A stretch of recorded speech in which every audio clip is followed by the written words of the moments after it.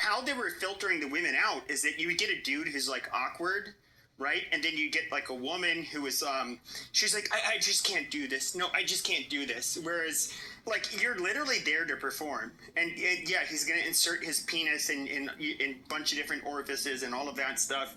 I get it. It's uncomfortable. It's not a job for everybody. I wouldn't be a porn star, and you're and people don't realize, like, guys might think like, oh, this is such a cool job. No, like, you're gonna have a girl giving you a blowjob. I mean, I knew people in the industry. You're gonna have like a dude who's literally like giving you kind of a bear hug, wrapping a camera, wrapping his arms around you so he can hold a camera to give like a shot down while she's like giving you a blowjob. All kinds of like weird shit. There's very little.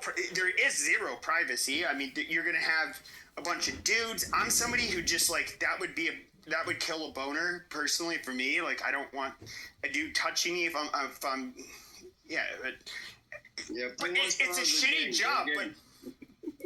But I would say that, like, okay, so you have to have sex with people you would otherwise not want to have sex with, like if you work in porn.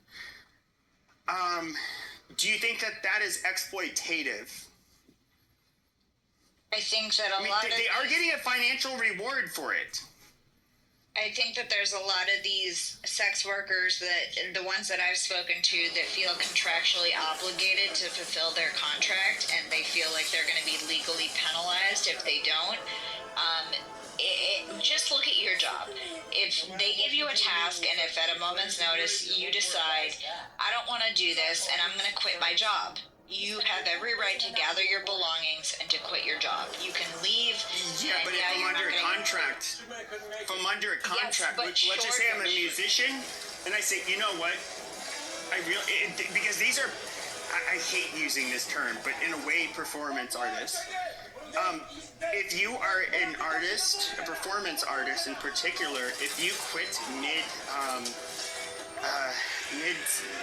I don't know, you have a show that's going on even locally, but or if you're on tour and you quit, like, oh yeah, dude, you're financially, they're gonna fuck you every way they can. Now I see women. This is where it becomes very tricky. It's just like, I want to be a porn star and make a lot of money, but somehow I want this to be. This is a very disgusting line of work. But yet somehow I want to, I don't know, have butterflies in my stomach every time I'm doing this disgusting shit.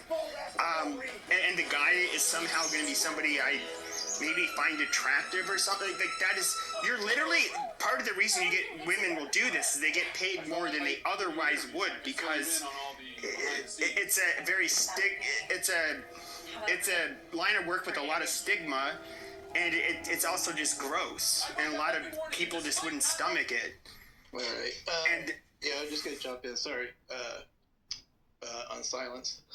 Allie, I don't know, where are we going with this again? I forget. We got on this subject. I didn't know if you wanted to have some final comments. I don't know if you want to end there, and then we can probably maybe circle back. Oh, it was Epstein files. That's why we got on this, right? And then I just didn't know if anybody has actually opened up those files and looked at those various things that have been mentioned so far. Has anybody done that yet? I don't know. On stage, Margot, Joe, have you guys even looked at any of the files yet? I don't know.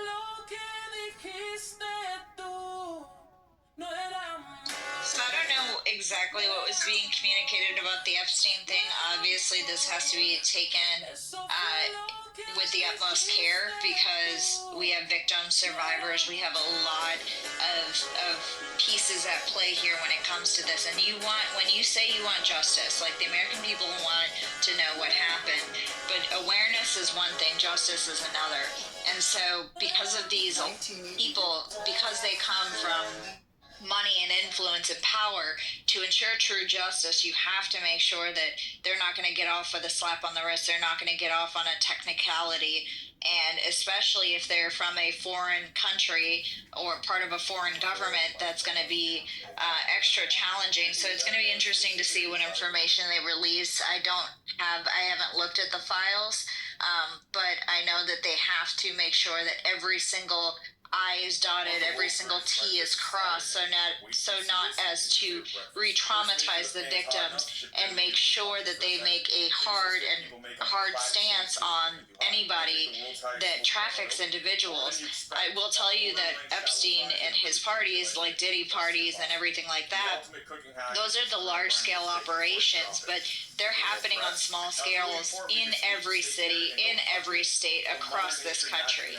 And so this is also going to serve as a reminder for every single trafficker out there that even at Epstein's level, you're not untouchable. At Diddy's level, you're not untouchable. And so they are going to go after these crimes with the utmost ferocity and make sure that every single individual that was involved is behind bars. But really, we need to, I'm going to echo it time and time again, that it's local, state, and then federal levels.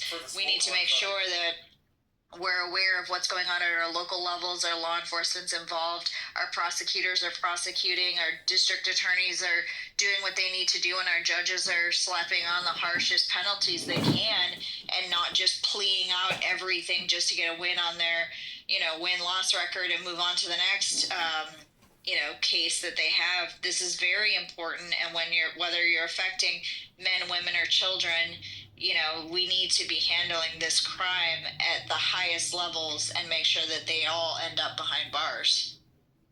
I'm just curious, Ali, how did you get involved in this? I guess into the looking into child or not child necessarily, but just sexual exploitation and human trafficking in general. I introduced legislation in Florida that got introduced, passed, and signed into law that made it a felony 3 for adults to sexually groom minors, and then we got